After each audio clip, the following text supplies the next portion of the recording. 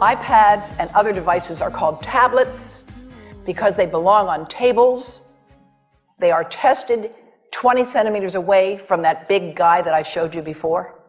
20 centimeters away. They are not approved to be held in the laps of little children, although millions of kids are having them now in schools because the people involved in educational technology and those involved in public health research are not talking to one another. Because if they were, they would understand that you're giving children a two-way microwave radiating device, and if you must give them such a device for learning purposes, put it on airplane mode so that it's not sending and receiving signals as it does otherwise. Now, this is some new modeling, again, that we've developed with colleagues in Brazil, and we can share with you how we've done it.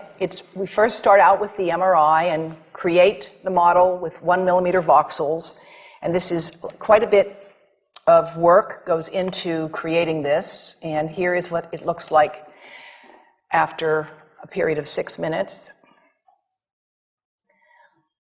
And that's really not as bad as it might look, because you see the red area only gets partway through the eye of the adult, right? The one that we're really concerned about is this one with the young child.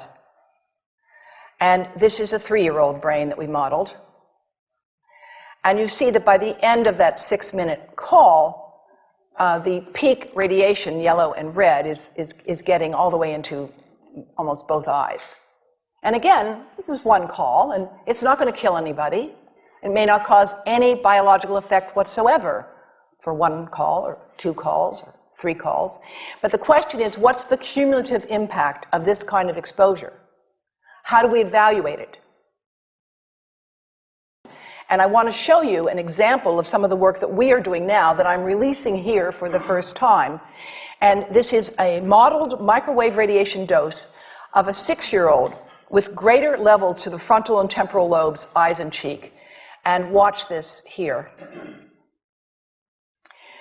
Now, yellow, white, and red are the hottest, all right? And if you look carefully, you will see it's going into the eye, the nose. Do it again, just so you'll get to see it. And partly into the brainstem. Now, that's just showing you that there's going to be some exposure into that area of a young head. It doesn't tell you that there's any biological effect, right? Now, the next slide is going to show you something that might be of interest to students and faculty here. And that has to do with exposure to the reproductive organs. We call them the gonads. I think you say the testicles. And bone marrow. And look here at the radiation as it gets into the groin area. And that's just from having a mobile phone modeled into the pocket. And this, again, is based on a normalized SAR with a dipole antenna. Now, the breast. The breast is mostly fat, contains a lot of fluid. Things that contain fat and fluid cook faster in the microwave oven. Now, a cell phone can't cook anything, all right? Mobile phones do not pop popcorn. That was a fraud. They don't make any heat that we know of, otherwise they wouldn't be permitted. But they do go through things that contain fat and fluid, and we are now working at Environmental Health Trust with scientists at the University of California, San Francisco, scientists formerly the president of the American Cancer Society of California, because we are seeing women who keep cell phones in their bras. Has anyone seen a woman put a cell phone in her bra? Hands up, please. Please tell them you've heard now why they shouldn't do that. And here I want to show you our first case report from 2009, and we now have many more. This was a Chinese-American woman who used her cell phone 4 hours a day in her bra for 10 years while she was driving. Now, and you drive with a phone on your body. The phone is smart. It's going to go from one tower to another, and it's going to say, here I am, where are you, here I am. And it's going to be going to max power each time it moves from one cell tower to another. And there it was right next to her chest. And the tumors that developed right under the antenna of the phone.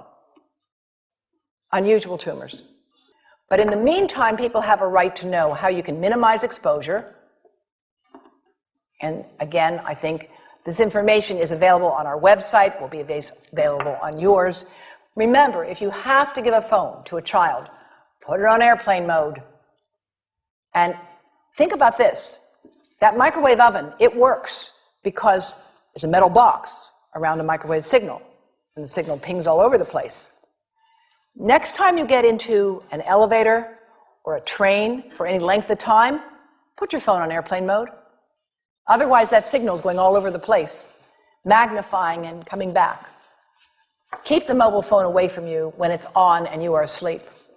Now, it takes a village to do a lot of things. These are some of the people whose materials I've used today with their permission, and I can't read this list to you, but I want you to know that I feel really honored to be working with some of the most talented people in the world on this issue. And they have given me permission to share these materials with you. And I leave you with this thought from Albert Einstein.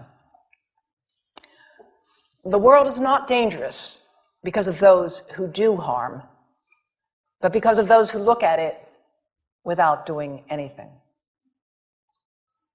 So, thank you.